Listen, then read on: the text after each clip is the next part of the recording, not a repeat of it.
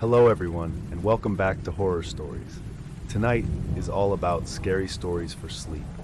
I know a lot of you use these videos to sleep, so before you drift off into the world of darkness, share your unlucky number and the spooky story behind it.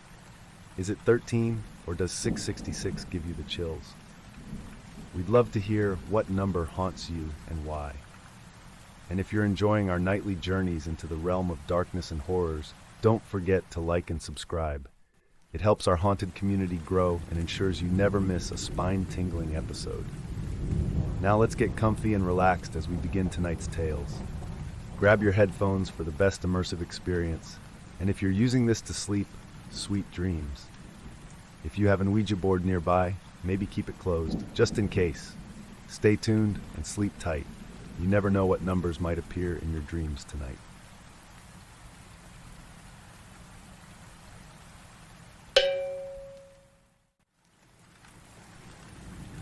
Title: My Shift on the 8th Floor.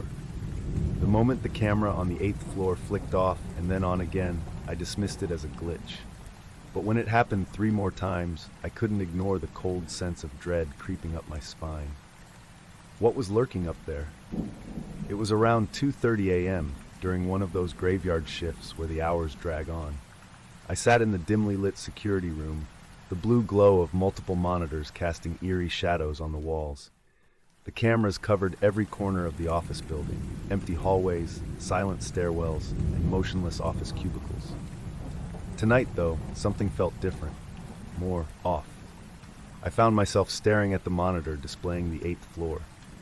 The screen flickered again, just for a second, but long enough to catch my attention. I've dealt with these glitches before. They usually meant nothing. But this one sent a shiver down my spine. I grabbed my flashlight and keys, and against my better judgment, decided to check it out. The elevator ride to the 8th floor felt unusually long, the hum of the machinery a low drone in the background. When the doors slid open, I was hit by a gust of cold air, the kind of cold that seemed unnatural, almost intrusive. The corridor lights were dimmed, shadows pooling in every corner. My footsteps echoed eerily, each step magnifying my sense of solitude. There was a faint, almost imperceptible whispering sound somewhere in the distance, too soft to decipher, but enough to set my nerves on edge. As I walked, my flashlight beam cut through the darkness, sweeping past cubicles and offices. Suddenly I saw movement in the corner of my eye. I turned quickly, heart pounding. It was just a reflection, a bizarre, warped reflection in the large window at the end of the corridor. But it didn't look like me. No, the figure was taller, almost grotesque in its proportions, and for a split second I could have sworn it waved. An uneasy feeling settled in my stomach. I tried to rationalize it, but every fiber of my being screamed that something wasn't right. The air felt even colder as I approached the end of the corridor. The whispering grew louder, yet more indistinct, like multiple voices layered over one another, creating an oppressive murmur. I reached the server room. The door, usually locked, was slightly ajar. My hand hesitated on the handle, but my curiosity pushed me forward. Inside, the room was darker and colder than the rest of the floor. A monitor was on, which was odd. These systems were never supposed to be powered until morning. Approaching the monitor, I saw the screen filled with lines of garbled text. It looked like meaningless code, or perhaps a malfunction. But right there, among the jumbled characters, was my name repeating over and over. Davidthomson. Every hair on my body stood on end. I backed out of the room, the whispering now a guttural hiss filling my ears. Turning swiftly, I nearly collided with a tall, dark figure standing in the corridor. It wasn't human, more like a shadow, smoke that had taken form. Its face, if you could call it that, was an abyss of nothingness. I blinked and it vanished. My heart pounded so hard it felt like it would burst from my chest. I ran, sprinting back to the elevator, my flashlight bouncing erratically in my hand. I slammed my fist on the button, desperate for the doors to open. When they finally did, I stumbled inside, jabbing the ground floor button repeatedly. The ride down seemed to last an eternity. The lights in the elevator flickered, and I could see my reflection on the metal door. It was twisted, moving unnaturally. Beside me, a tall, dark figure appeared in the reflection, standing still, watching. Cold breath hit my neck. The elevator doors opened with a ding, and I bolted into the lobby, nearly tripping in my panic. My skin was clammy, my breath ragged. I couldn't get the image out of my head, the sight of that dark figure, and the oppressive sense of being watched. I reported the incident to Mark the next morning. He laughed it off, attributing it to sleep deprivation. The cameras, he said, showed nothing unusual. No flickering lights, no figures, nothing. But I knew what I saw, what I felt. Was I losing my mind, or was there something genuinely sinister on that floor? Either way, I resolved to avoid the 8th floor from then on. Yet some nights, I can't shake the feeling that it's just waiting, lurking, and watching for its next visitor. Part 2. My heart was still pounding when I returned to my station. Rational explanations swirled through my mind, but none seemed sufficient. Days turned into nights, and I tried to avoid the 8th floor, running my patrols on autopilot. Yet every now and then, the cold, whispered voices haunted my thoughts. A week later, I was at it again, my curiosity getting the better of me. I found myself drawn back to the floor like a moth to flame. This time, I brought along an extra flashlight and a portable radio, just for my peace of mind. I walked down the corridor again, hearing the faint whispering grow louder as I approached the server room. My breath was shallow and sweat beaded on my forehead, despite the biting cold. I opened the server room door. The monitor was on again, but this time the text was even more incomprehensible, a chaotic mess of symbols and letters. And again, my name stood out amongst the chaos, an ominous repetition that felt personal. Davidcommetous. I stumbled back, nearly dropping my flashlight. The whispering had now turned into an urgent guttural hiss. I swung the flashlight around, and there, standing at the doorway, was the tall, dark figure. I froze, my blood running cold. It moved closer, and with each step, the temperature seemed to plummet further. Adrenaline kicked in, and I pushed past it, feeling a strange, icy resistance as my body passed through where it stood. I ran down the corridor, my footsteps echoing hauntingly behind me.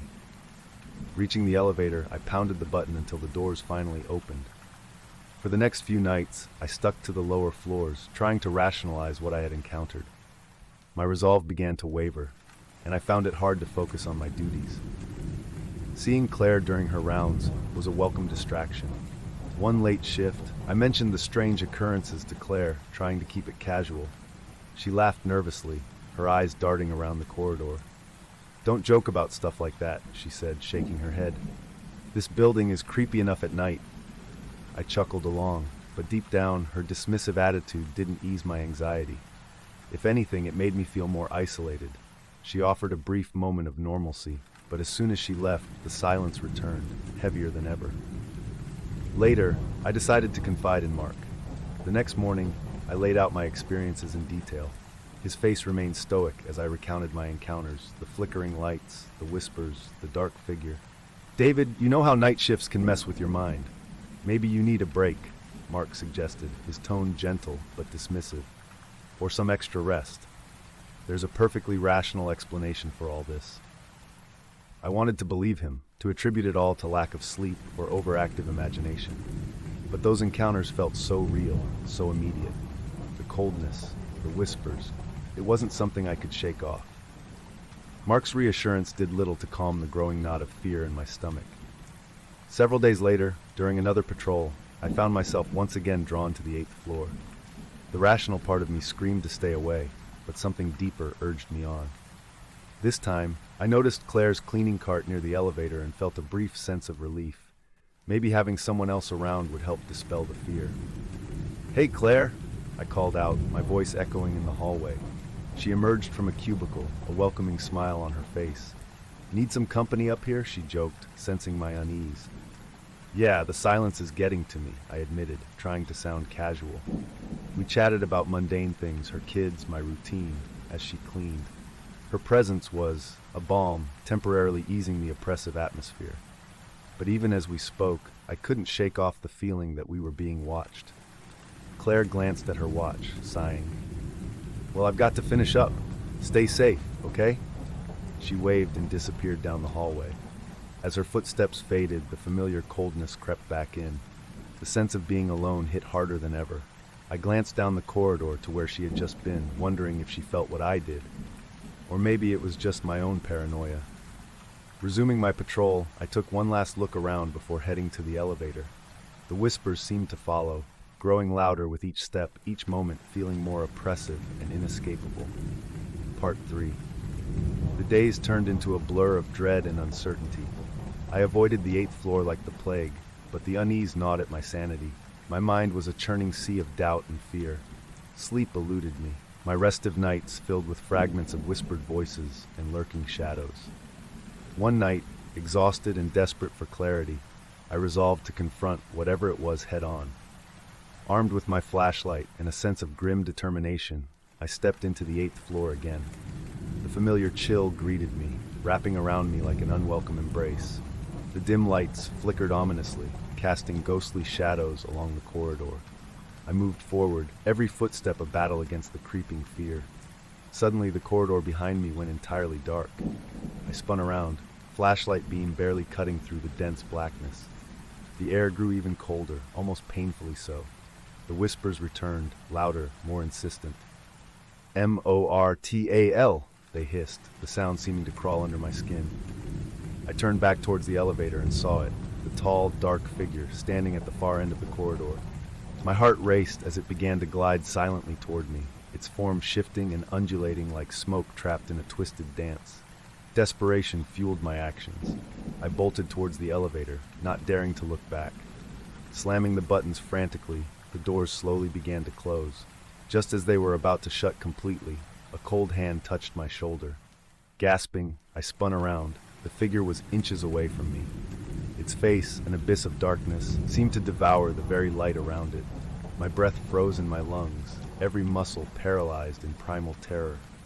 Then, just as suddenly, the doors shut fully and the elevator jolted downward. I collapsed against the wall, my leg muscles weak and trembling. Each floor passed with agonizing slowness, the air around me still frigid, and the faint whisper lingering. As I stumbled out into the lobby, I caught my reflection in the glass entrance doors. I looked pale, exhausted, a shadow of my former self. But behind me, in the glass, the figure loomed, its dark form waiting, watching. Reported the events to Mark once more, my voice shaking with every word. Predictably, he dismissed it again, confirming my isolation and my terror. However, he offered to move me to the day shift, attributing the experiences to the strain of working nights. I took the transfer gratefully, hoping the daylight would erase the haunting memories. But the shadows remained. I couldn't shake the sense of being watched, followed, even during the day. The whispers echoed in my thoughts, a constant reminder of the entity lurking on the 8th floor.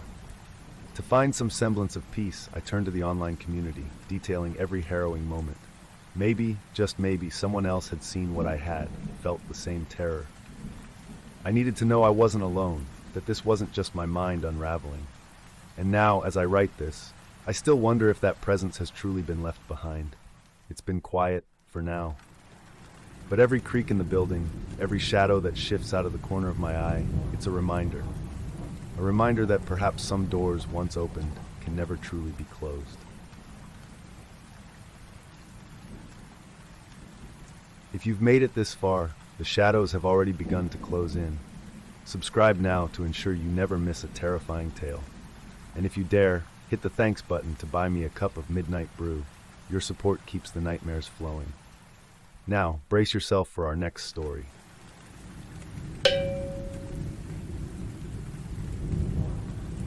Tusher, Part 1, Shadows in the Dark. I've always been a light sleeper. The slightest sound, even a creak, can wake me up. So when Sarah and I moved into our new house, one of the things I looked forward to was the tranquil silence of our suburban street. Little did I know that silence would soon become deafening. It started subtly. One chilly November night around 3 a.m., I woke to a faint noise like a cat meowing. Annoyed, I shuffled to the window, expecting to find a stray, but the street was empty, eerily so. I dismissed it and crawled back into bed, convincing myself it was nothing. A few days later, the noises escalated, soft whispers that seemed to come from the walls. Sarah, ever the skeptic, brushed off my concerns. "It's an old house, Jack," she said. "It's just settling." One night, as the wind howled outside, I awoke again. A rhythmic tapping echoed through the darkness, coming from downstairs. My heart pounded. Each step I took down the staircase felt like a drum beat. With my lamp in hand, I approached the living room window. Then I saw him. In the flash of lightning, a silhouette stood eerily close to the glass. His face was almost pressed against it, eyes fixated on mine. I stumbled backward, nearly dropping the lamp. "Sarah!" I called out, but my voice was barely a whisper. I dialed 911 with trembling hands. By the time the police arrived, the figure had disappeared.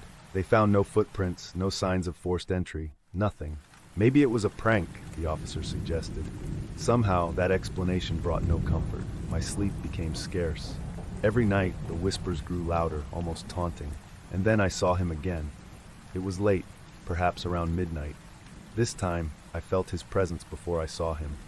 As I crept down the stairs, I saw him standing at the bottom. The lamp cast just enough light to reveal his unnervingly familiar stance. I had seen him before, pressed against the window. This time, his features were more defined, still shadow-clad, but undeniably real. "WHATDOYOUDANT? I don't know how I managed to muster the courage to speak. The figure remained silent, the whispering around him growing louder, morphed into a chilling laugh that seemed to echo inside my very skull. A wave of primal fear washed over me. I stumbled back into the kitchen, where Sarah found me, shaking. Without a word, she dialed the police again. When they arrived, it was the same story, no evidence of anyone. The fear began to consume us, driving a wedge between Sarah and me. Each night was a descent into madness, sleepless and suffused with a sense of impending doom. I knew what I had seen. I knew he was real. But without proof, it was just my word against the silence of our so-called safe haven. One night, as a storm raged outside, I lay wide awake next to Sarah, who had finally started believing me after she also heard the whispers. It was only a matter of time before they returned. That night, something brushed against my arm, waking me instantly. I shot up, eyes darting around the room. Sarah lay beside me, her eyes wide with fear. "Did you feel that?" she whispered, her voice trembling. And then the whispering began again, louder this time, almost a chant. From downstairs, the rhythmic tapping resumed. Summoning every ounce of courage, I grabbed the lamp and motioned for Sarah to stay put. As I reached the staircase, the front door creaked open on its own. I peered down, my breath catching in my throat. At the bottom of the stairs stood the shadowy figure, taller and more defined than ever. He seemed to blend into the darkness, the whispers now deafening. He wasn't just a silhouette anymore, he was corporeal, menacing. "WHOAREYOU? He didn't respond. The chilling laugh echoed once more, and then, as if mocking my fear, he melted into the shadows. Retreating quickly, I found myself back in the bedroom, Sarah clutching a knife, her eyes frantic. We stayed huddled there until dawn, fear and exhaustion gnawing at our sanity. We couldn't live like this, but we had no choice. The police, kind yet skeptical, couldn't protect us from what they couldn't see or understand. Days turned into weeks, each night blending into the next in a haze of terror and insomnia. Moving was the only option, but could we ever truly escape? The shadows at night and the dread of being watched haunt me to this day. Moving out didn't end our nightmare. It simply changed its form. Even now, whispers persist outside our window, a grim reminder that some horrors transcend understanding. Part 2, The Entity Unveiled. The night Sarah felt something brush against her was a pivotal point. For the first time, she believed every word I had said. We sat in the bedroom, listening to the whispers grow louder and more insistent. This was no figment of my imagination, it was real, and it was coming for us. A few nights later, we were in bed, trying to sleep despite the ever-present dread. Suddenly, a loud crash from the kitchen jolted us awake. Groggy and terrified, we rushed down the stairs. The kitchen was a mess, cupboards open, dishes shattered on the floor. An invisible force had torn through it like a tempest. "What the hell is happening?" Sarah whispered, eyes wide. As we stood there, the temperature dropped rapidly. My breath misted in front of me, and the whispers began anew, swirling around us. I felt something cold and unseen brush my cheek, sending a shiver down my spine. We backed away, clutching each other, terrified. The whispers coalesced into a single, chilling voice. "KNEELBEFOREME. Sarah screamed. I grabbed her hand and we bolted upstairs, slamming the door behind us. There, huddled together, we tried to comprehend what was happening. Rational explanations failed us. This was beyond our understanding. The next night was worse. We barricaded ourselves in our bedroom, hoping to keep the terror at bay. I had called Detective Barnes again, but his skepticism turned to genuine worry as he saw the state we were in. "Stay in tonight," he told me. "We're patrolling the area." It didn't matter. Around midnight, the voices returned, louder, more insistent. Objects in our bedroom started moving. First a picture frame, then a lamp. The whispers grew into a low chant, enveloping us in terror. Sarah and I clung to each other, eyes darting around the room. Then the door handle twisted and the door creaked open, as if inviting something in. SHOWYOURSELF. The air grew colder, and I felt a presence behind me.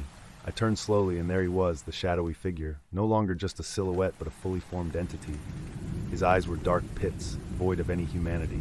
"STAWAFR, I shouted, my voice cracking. He stepped closer, his form darkening the already dim room.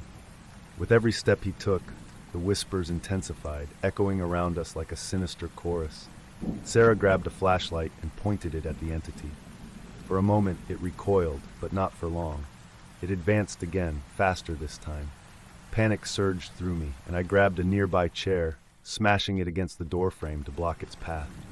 The entity dissipated into a shadow, leaving behind the same chilling laugh that had haunted my dreams. That was the breaking point. We couldn't endure another night in that house. The next morning we started packing, our movements frantic, driven by the need to escape. But even as we filed boxes into the car, I could feel eyes on me. Invisible hands seemed to tug at my clothes, my hair. Detective Barnes arrived, his face a mask of concern. "You're leaving?" he asked, but it was more of a statement. "We have to," Sarah replied, tears brimming in her eyes. "We can't stay here, not after what happened last night." He nodded solemnly. "I understand. Be safe and keep in touch. Let me know if anything else happens." As we drove away, the house loomed behind us like a dark cloud, haunting our rearview mirrors. I thought escape would bring relief, but deep down, I knew the shadows would follow us. This wasn't over. Even in our new apartment, the faint whispers remained, a constant hum in the background. Every night I felt the same dread, the same sense of being watched. The terror that started in that house had attached itself to us, inescapable and eternal. The shadows, the whispers, and the figure, they left us scarred. Each night as we lay in bed, the chilling realization hits us. The horror didn't stay behind. It traveled with us, a silent, unseen passenger, waiting for the right moment to reveal itself again. Our Part 3. The haunting continues. Leaving the house behind felt like ripping apart the very fabric of our lives, but we had no choice. The moving van was stuffed with our belongings, the weight of each box a reminder of what we were running from. I hoped the whispers would fade with distance, but deep down, a sickening certainty told me they wouldn't. On our first night in the new apartment, I dared to hope. Sarah and I sat on our couch, the dim light of the lamp casting long shadows. We tried to find comfort in the new surroundings, but the silence felt too familiar. Around midnight, as we lay in bed, I heard it, a faint whisper. My heart sank. I closed my eyes, hoping it was just the wind, but it wasn't. Sarah's breathing hitched, and I knew she heard it too. The next few days were tense but uneventful. We tried to settle in, but the unease never left.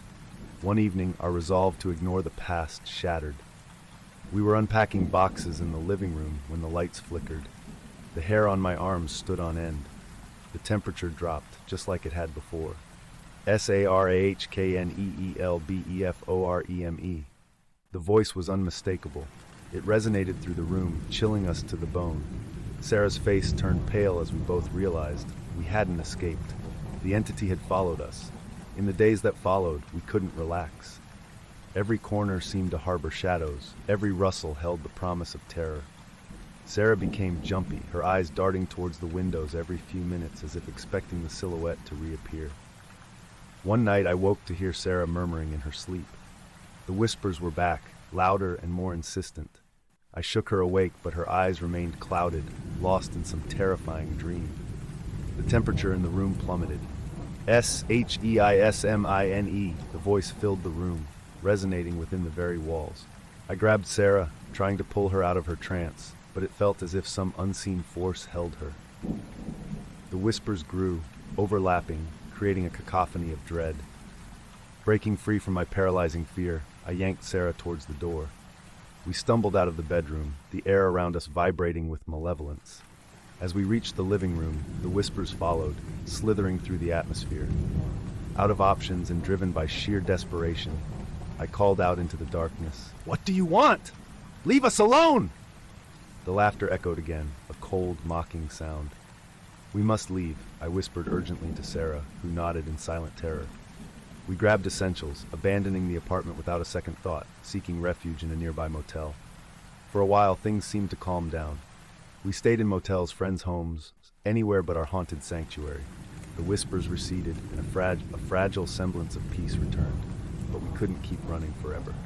We needed a permanent solution. Despite our fear, we returned to the apartment to pack our remaining belongings. As we crossed the threshold, the familiar chill met us. Shadows danced on the walls, seeming to mock our return. The whispers started, but this time they were different, clearer and more sinister. A tangible malice filled the air, wrapping around us like a suffocating blanket.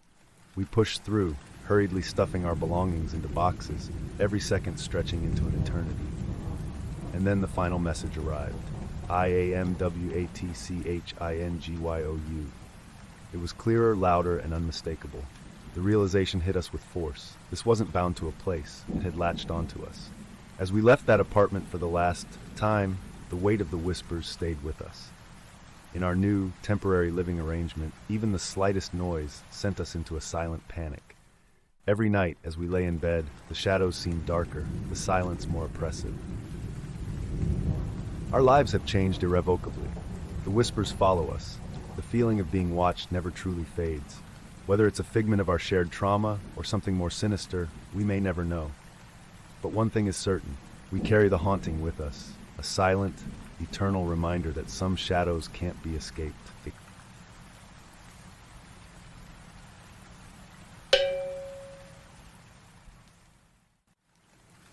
Every night, the whispers from the woods grew louder, as if whatever lurked in the shadows was getting bolder, inching closer.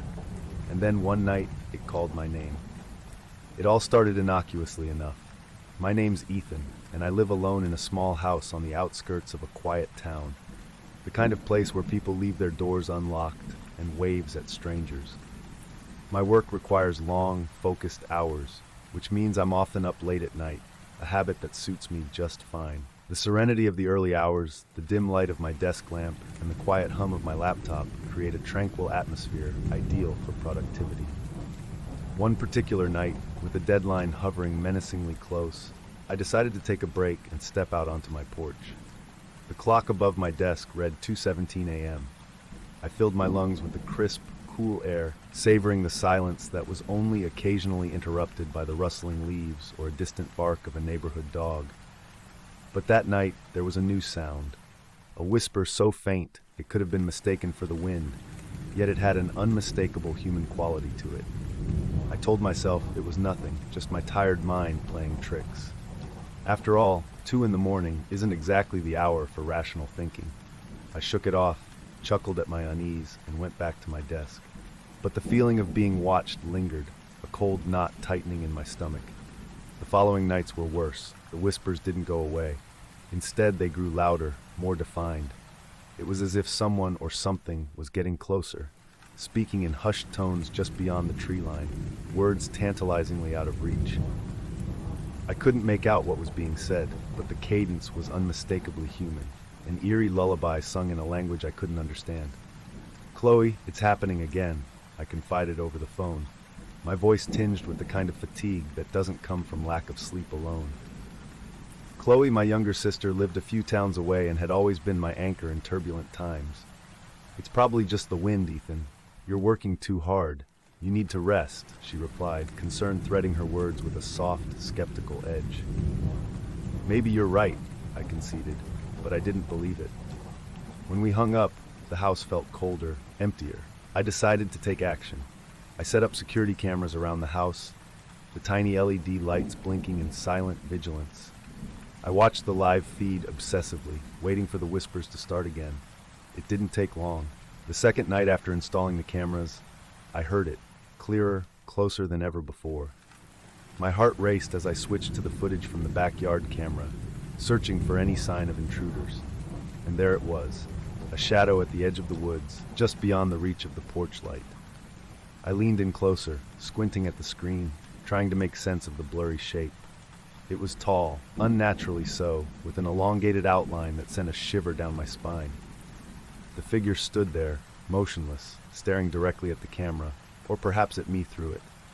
The darkness made it impossible to see any features, but the intent was clear. It knew I was watching. I called Chloe again the next morning, the fear evident in my shaky voice. "I saw something, Chloe. It's not just in my head. There's someone, or something, in the woods." "Are you sure? Did you get it on camera?" she asked, her tone shifting from skepticism to concern. "Yes, I've got it on footage. I'm going to call the police," I said, my resolve stiffening in the daylight. That night I sat in my office, the glow of the monitors casting shadows across the room. My eyes flicked between my work and the security feeds, every creak and rustle outside amplified by my heightened senses. The hours dragged on, my heart beating like a war drum in my chest. And then it happened. The whispering started again, but now it was unmistakably closer, more insistent. Gone was the faint murmur from the woods. This was inside the house. I froze, every muscle tensing as I listened. The sound seemed to come from the hallway. I turned slowly, afraid of what I might see. The hallway was dark, save for the faint light spilling out from my office. I reached for the flashlight on my desk, the beam cutting through the darkness. My breath hitched. There, at the far end of the hallway, just beyond the edge of the light, was the figure. Tall, thin, and covered in shadows, it stood perfectly still, exuding a palpable sense of malice. And then, in a voice that sent chills through my very soul, it spoke my name. E-T-H-A-N. What came next is a foggy memory of fear and adrenaline. I stumbled back into my office, slamming the door shut and grappling for my phone. The whispers turned into a cacophony of hushed utterances, like a crowd whispering secrets in a foreign tongue. My hands trembled as I dialed 911, my heart pounding in synchronization with each torturous ring. 911, what's your emergency? The calm voice on the other end felt like a lifeline. There's someone in my house, I gasped, my voice barely above a whisper. The dispatcher assured me help was on the way, but the minutes stretched into eternity. Eventually, the wailing sirens broke through the oppressive stillness. Armed with flashlights and an authoritative presence, the police officers searched every corner of my house. They talked softly among themselves, their faces betraying nothing to me. Detective Williams attached himself to the case after hearing my account. "We didn't find anyone, Mr. Matthews. No signs of forced entry, no footprints. Are you sure about what you saw?"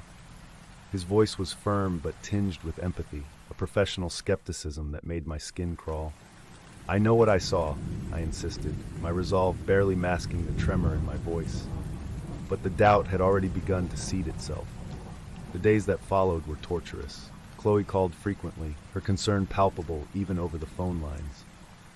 "You need to rest, Ethan. You can't keep going like this," she urged. I wanted to believe her, to chalk it all up to stress and exhaustion, but a cold dread sat heavily in my chest. "Chloe, I need to see you. Something feels wrong," I finally admitted one night, the weight of my fear pushing through my pride. She arrived the next day, her presence temporarily piercing through the fog of my terror. Chloe's hugs felt like a lifeline, her laughter a temporary balm to my gnawing paranoia.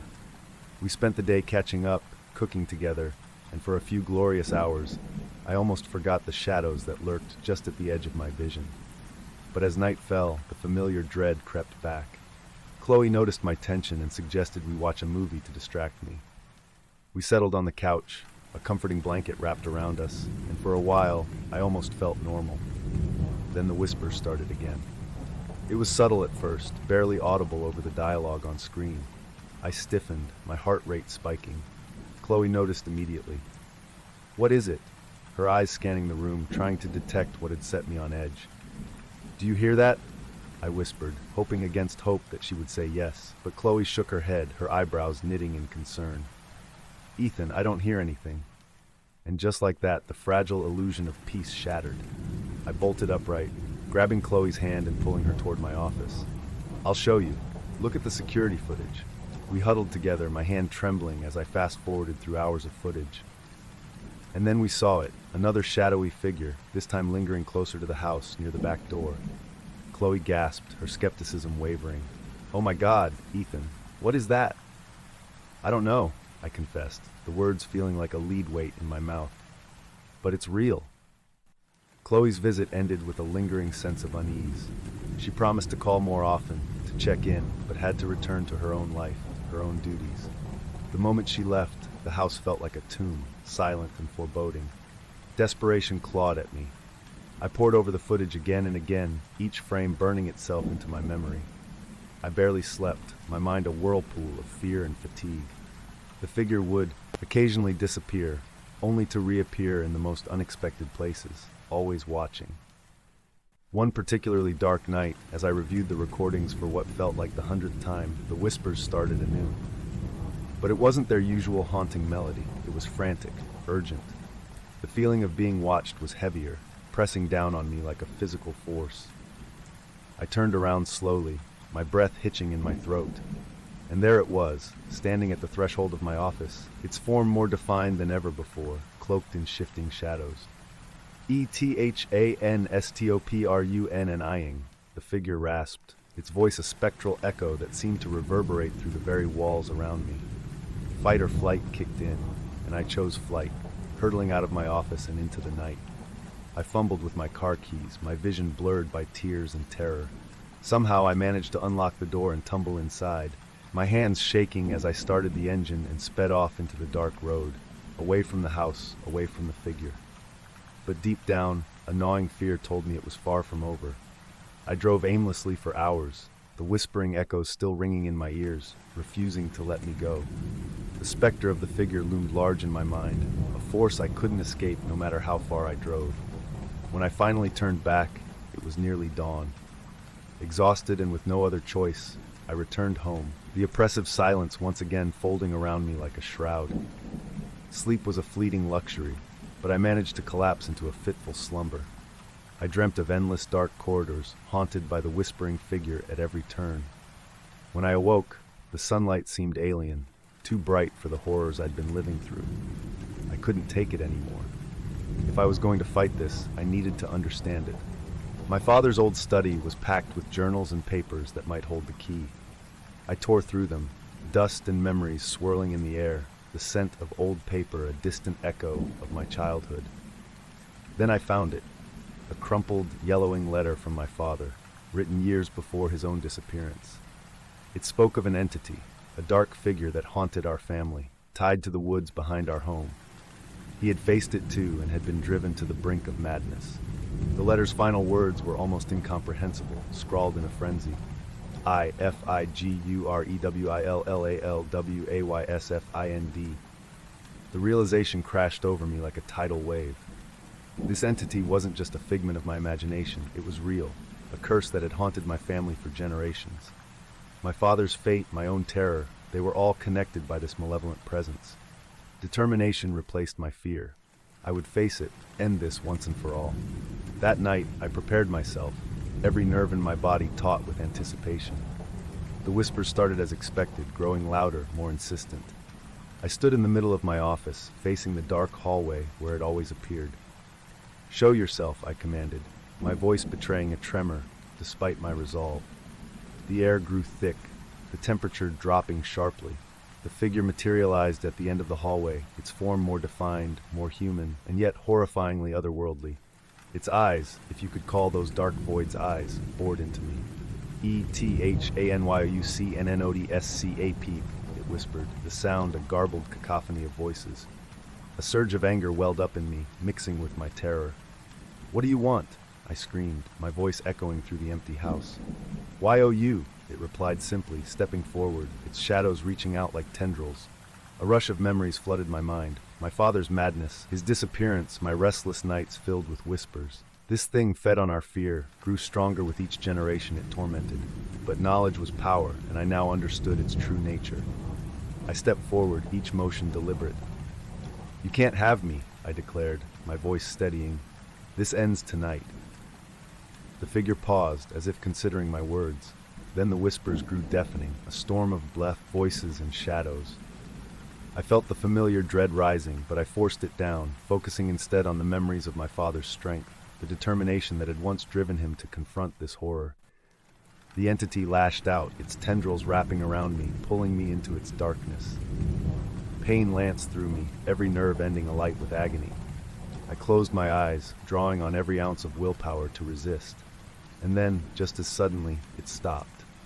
The air grew still, the whispers dying away. I opened my eyes to find the figure had receded, its shadow flickering like a dying flame. It let out a final, bone-chilling scream before dissipating into the darkness from whence it came. I collapsed to the floor, gasping for breath, the weight of the encounter pressing down on me. But I knew deep down that I had won. The house felt lighter, the oppressive air lifting for the first time in weeks. But as I prepared to gather my things, intent on leaving this cursed place forever, a final realization struck me. The figure was not gone, merely biding its time. Its whispers would haunt me wherever I went. But now, I was prepared. I would carry the knowledge of its existence, the strength to resist it, wherever life led me. As a final act of defiance, I stepped out into the early morning light, one last glance at the house that had been both sanctuary and prison. In the rearview mirror of my car, for just a moment, I saw it, the shadowy figure, watching from the edge of the woods. E-T-H-A-N we dial M-E-E-A-G-I-N.